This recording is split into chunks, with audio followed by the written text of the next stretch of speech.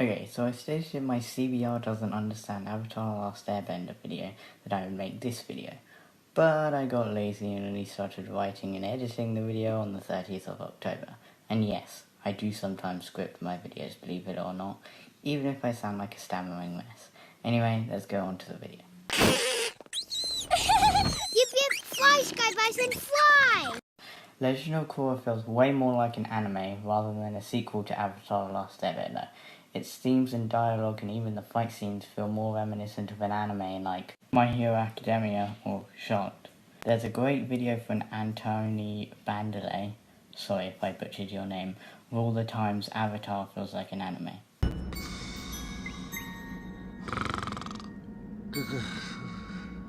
Sorry. I'll show you who's boss! Earthbending style! But the problem is, this feels nothing but an anime. I mean, Lava and Vaatu, Spirits of Light and Dark, feels straight from an anime plot. Because it is. And that's the temple Grandpa Aang built, and that's the greenhouse where we grow the vegetables we eat. This is a personal gripe. Amon had so much more potential, being a master bloodbender. Seriously, you could do so much with this. Think about it. What if he recruited a bunch of waterbenders and trained them vigorously to be bloodbenders, just like his father? Imagine that. A whole army of bloodbenders. That'd be amazing, rather than defeated by one air blast from Korra. This also goes for the Red Lotus. His cover gets blown in one episode. I mean, think about this. Tenzin is already having a lot of trouble with the new airbenders. Think about how much this would emotionally impact him, finally having a good airbender that listens to him, only to be betrayed and find out he's really Zahir. Also, Unalaq is sort of disappointing. If you already know he's the bad guy, or you're like everyone who picked up he was the bad guy in the first episode, then it's just really boring waiting for him to reveal himself and merge with Vaatu. But of course, Bolin makes everything better. Welcome to Air Temple Island, your new home. Yes, welcome to my domain. Now, in my opinion, Milo is really funny, but he is anime. He's a stereotypical little kid who is the unassuming comic relief. He also sometimes breaks scenes by making jokes, breaking some of the tension.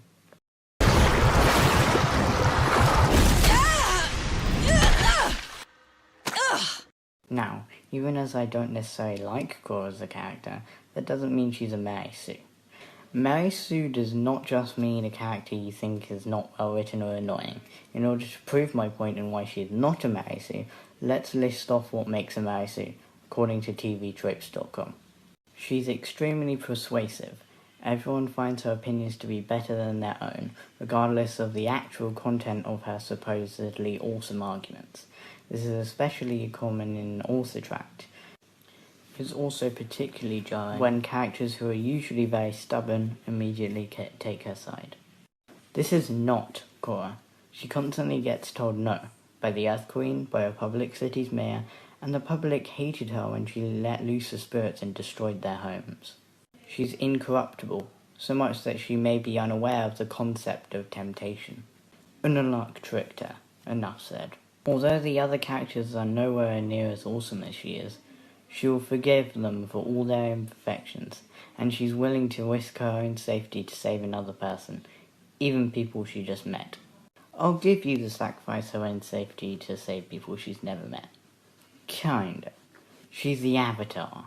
Her whole existence is to keep balance, so she always saves people she's never met. And not all people like her. I mean, the spirits hated her at first when they were released into the human world. Anyway, thanks for watching this video, I guess. Me and my editor put a ton of work into this, and I stayed up really late at night finishing the script. So I'd really appreciate if you like, comment, and subscribe.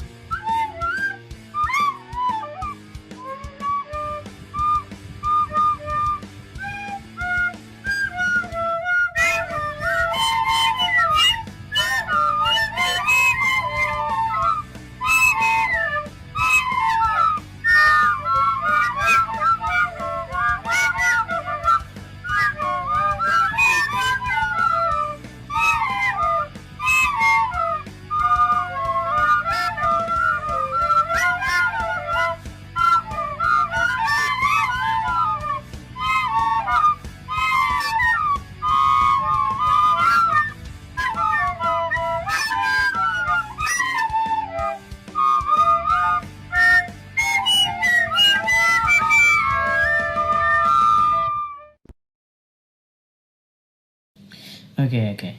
I know it seemed like I absolutely hated Legend of Korra in the last video, but it's not all bad.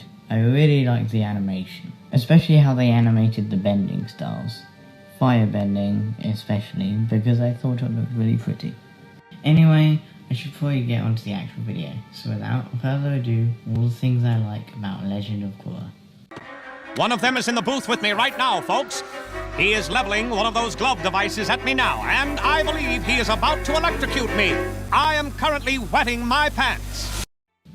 The anti-bending revolution is such a cool idea. We've seen pretty much all of the capabilities of the bending types, apart from energy bending. Earth bending with metal bending and lava bending, water bending with blood bending, fire bending with sensing chi paths, and lightning bending. But we have never seen fully what a non-bender can do. I mean, even Sokka didn't show the full potential, even if he is really funny. Here's an idea. What if a non-bender used technology to compensate? For example, take Republic City Police. They use grappling hooks to get around. Now obviously, they use metal bending to do this. But, theoretically, a non-bender could simulate this too. Just some Attack on Titan grappling hook action with some steam propelling. It could make up for them not having bending. This all ties into Amon. Amon managed to rally a whole army of non-benders. Think about if the writers went with that and showed the full potential of non-benders, a very oppressed group in the Avatar universe.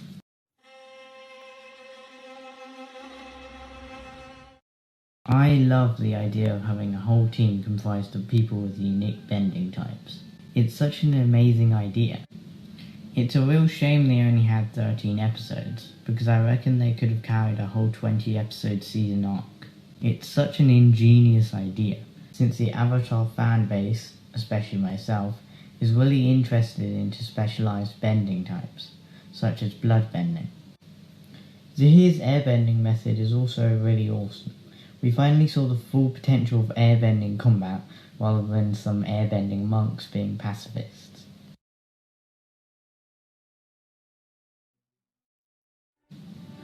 One of the coolest things Legend of Korra expanded on was metal bending, as we didn't see its full potential in the last airbender. I think an amazing example is Kuvira. She metal bended in a much obscure way. It looks more like dancing than anything. She showed the devastating power of metal bending, a bending type we thought previously was incapable of decimating an entire city. I'll talk more on Kuvira and Zahir in the final part of this Korra critique series. It will be about season 3 and 4, as I didn't talk about that much in my first video. I don't know when the video will be out, but hopefully soon. Alright then. This video took a really long time to make, so I'd really appreciate it if you subscribe. Alright, bye. Amon, Master Bloodbender and Master Fighter, training and bending all his life to defeat the Avatar. He has the final showdown with her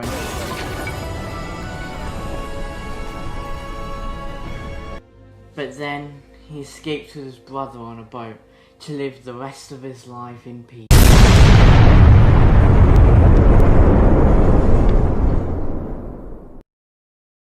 So, did Legend of Korra Season 4 fix all of its mistakes? No. So here it is, the finale of the series. I hope you're excited. Before I start this video, I thought I'd address this picture. Aang was not consistently wise. He's a 12-year-old kid. He constantly let his anger get the better of him. When he attacked the Sandbenders, and also when he went into the Avatar state out of rage when he found out Monk Gyatso, his airbending teacher and good friend, was killed by the Fire Nation.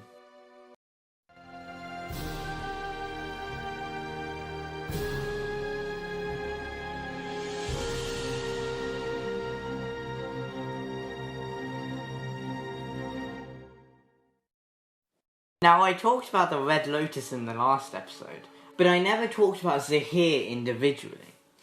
I have a major problem with Zahir. It sounds simple, but trust me, when you notice it, you can never hear it differently again. I haven't heard anyone else mention this problem though, so maybe it's just me. To me, a big problem is Zahir's voice.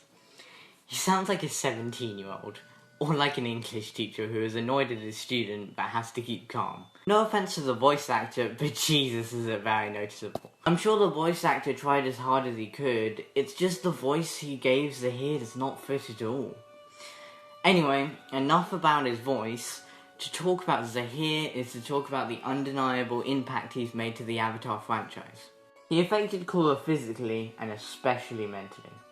Zahir helped prevent the next villain of the week feeling most TV shows with alternating villains get. Korra genuinely had a struggle with getting over the trauma, and that's the kind of stuff that works really well. Actually, speaking of Korra trauma, oh, that rhymed.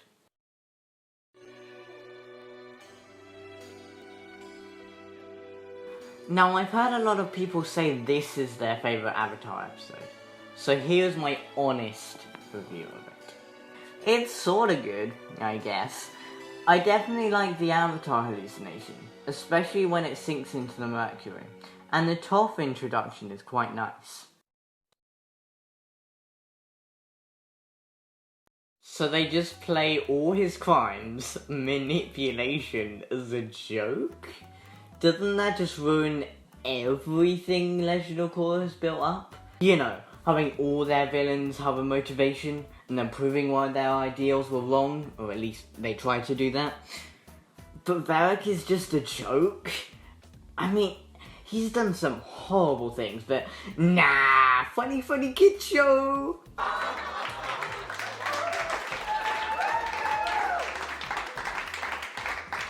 I mean, The Last Airbender had a lower age rating, but they still dealt with serious stuff better, even with more constraints.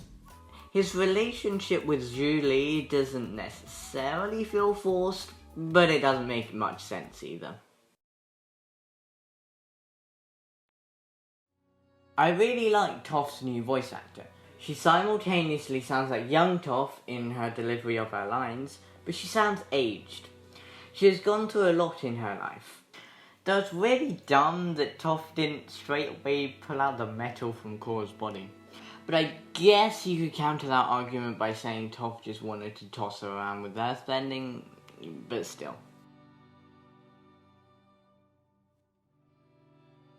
Kuvira. Oh, what an interesting subject. They tried to make her have a redemption arc, but she's literally putting people into concentration camps. How are we meant to sympathise with that? How are we meant to sympathise with that at the end?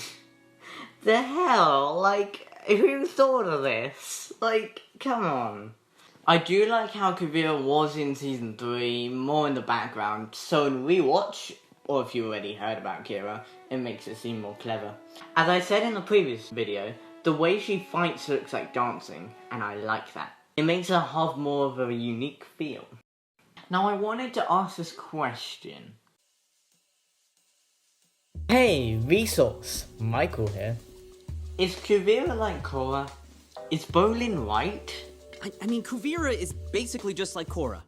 She might seem hard to deal with, but it's just because she's so passionate and believes in what she's doing. Yes, they are both compassionate people.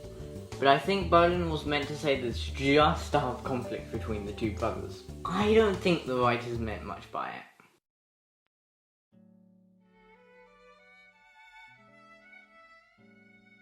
I just realised I never fully talked about Bolin, have I? Well, now's the time, I guess. Personally, I think Season 4 trashes his character a bit. Yes, Bolin can be a bit dumb, naive even. But he's not so dumb he would believe such propaganda. I mean, he fought against Amon. Amon used propaganda as his main weapon. And you're gonna tell me he still fell for it? One of the dumbest things is, Mako, in Season 4 Episode 3, when he tells the Earth King's prince that he's going crazy and he's done nothing good for the Earth Kingdom. A guy who's been raised with privilege his whole life just accepts it instantly. That would never, ever, ever happen in real life. What did Amon want? Equality for all. Unalak, he brought back the spirits. And Zahir believed in freedom. I guess. Okay, but Unalak wasn't really in it to free the spirits. He was doing it for selfish reasons. He wanted to emerge with Batu and become the Dark Avatar. I swear, sometimes it feels like this show doesn't know its own law. Wait a minute. Cranky? Old? Blind? You must be Toph! That might be my favourite scene. And they leave Toph. It's very bittersweet, though they don't make any Toph blind jokes. Those were the best part. Oh wait, that's not her final episode. Well, that's awkward. In her actual final episode, I absolutely love how Kuvira instantly backs down when Toph threatens her. It gives a sense of how powerful and influential Toph actually is. Now, before I move on to the conclusion, the fact that the intro is showing all the different elements has all the avatars to represent the elements is really clever, and a nice touch to people who know about all these extra avatars.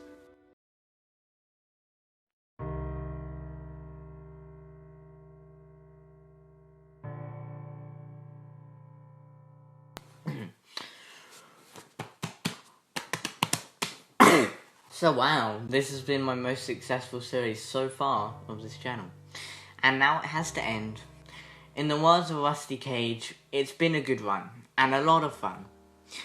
God, I remember recording the first episode of this, I was so goddamn nervous. And for some reason when I'm nervous recording videos, I become very monotone. I've learned a lot about making YouTube videos just from the series actually. And as for the Legend of Korra part of the conclusion, Legend of Korra is a deeply flawed TV show that had great promise. I feel like the creators, Michael and Brian, wanted to go for a far more grown-up audience this time. But I think they failed in two key areas. Number one, The Last Airbender already appealed to audiences of all ages. Number two, in trying to make all the villains have realistic ideologies, they sometimes lost sight of, well, the villains. It lost all its charm. A big part of The Last Airbender, in my opinion, is hope. Making your own hope in tragedy. This had none of that. It's just, yeah. Anyway, I am finally done. Please, please, please subscribe to me. But mostly my editor, because she actually put like 99% of the work. She probably will disagree with me on that. She always does. She always says I do more work. But still, please subscribe to my editor, Lisa, and subscribe to me, because I put too many hours into this. Send help. I'm not even kidding. This conclusion alone took 4 hours to write. Anyway, thank you for watching this series. It really helps if you subscribe, because a lot of my views aren't subscribed. Alright, bye. Just on this tire, don't stray. More corners where we used to play. Just trace our tire, don't feed. In circles as we pace our time away. I finally finished it! I'm quitting YouTube! No, I'm joking.